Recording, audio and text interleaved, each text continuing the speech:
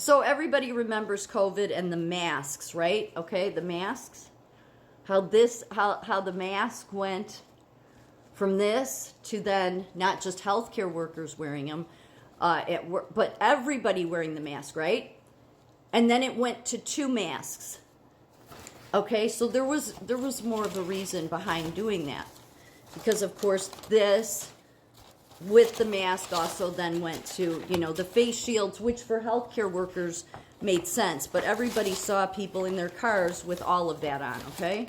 But then Fauci said, no, we want you to wear 2 masks. So all of this stuff was seeing what you were, first of all, what you were willing to accept, but it was conditioning you. So, people think, oh, if it was a dictator, they come and make you do these. No, the way socialists and these people operate, because they're so manipulative, is they implement things slowly. So if you're wearing just the regular face mask, and you still got people wearing them all the time, in some places anyway, you get used to wearing this long enough, they know that if you're wearing it long enough, you're going to eventually, it'll just become a habit for you. It'll become a part of you, okay?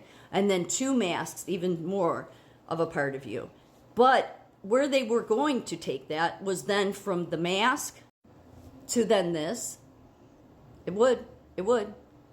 It's slow implement changes. They would have. They got people to wear 2 masks, okay? So just remember that. And the masks weren't doing any good.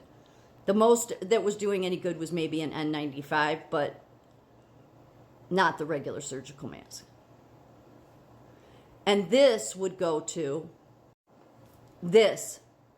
Really, I wish I could have found a better one, because the Arab women, they wear the very beautiful scarves and stuff. That's much better than this, but this is the best I could find. But where they have it, it's the whole hijab. That's where it would have went to.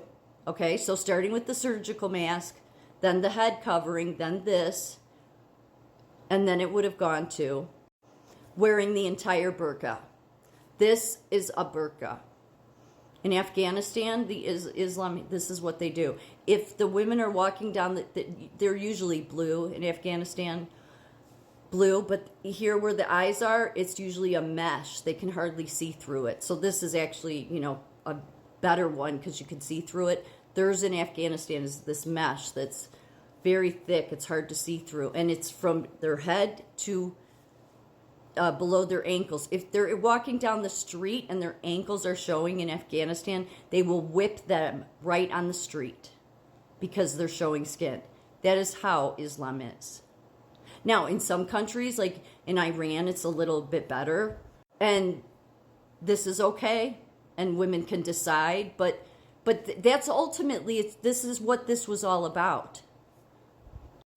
And you may think that that's crazy, but seriously, that's how they've taken our rights and have been tyrannical over us in the past, is small increment things like that start out with just, no, we have to wear this because of a virus.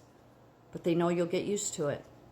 Then they know, oh, well, let's tell them to wear 2 masks. This was never doing any good.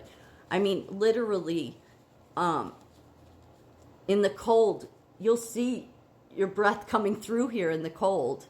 So a virus is smaller than that. So this wasn't doing any good. Maybe the N95 does more, but of course those went missing, right? This was all to condition you. You don't have to believe that, but that's how Islam operates. Okay?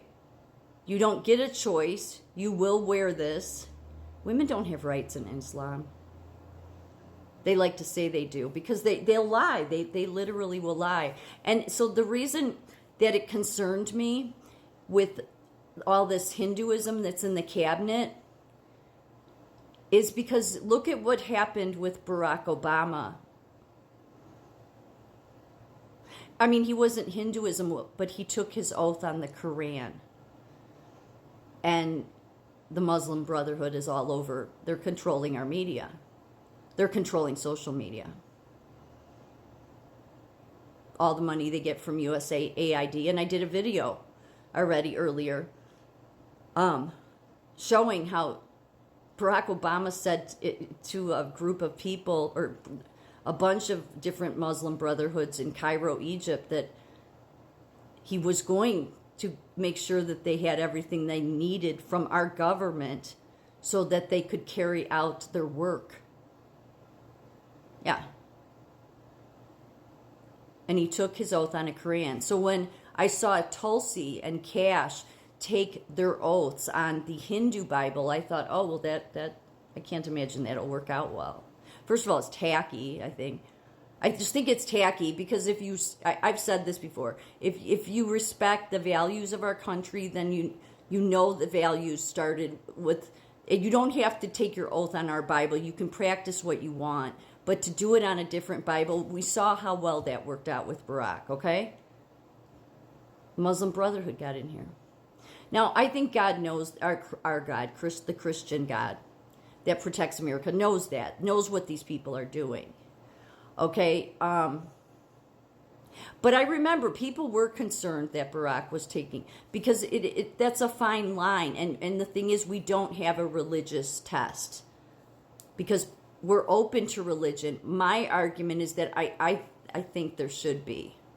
Or maybe there just shouldn't be any oath taking on any Bibles. Because, yeah, it didn't work out well with Barack. We're very much in the place we are today because of Barack. He lied. He lied to the American people. He wasn't born in this country, so he never should have been allowed to become president. The media still to this day carries water for him, and he did everything to hurt America, most especially through USAID. And how did it all start? Well, he said he was a Christian, and he wasn't. He was part of the Muslim Brotherhood. That's who he was loyal to. So when he put his hand on the Quran, he was being loyal to his Muslim brotherhoods. So when Tulsi and Cash put their hand on their Hindu Bible, who do you think they're being loyal to? And then look at how Christians are being killed in India by Hindus. You see what I'm saying? Slippery slope.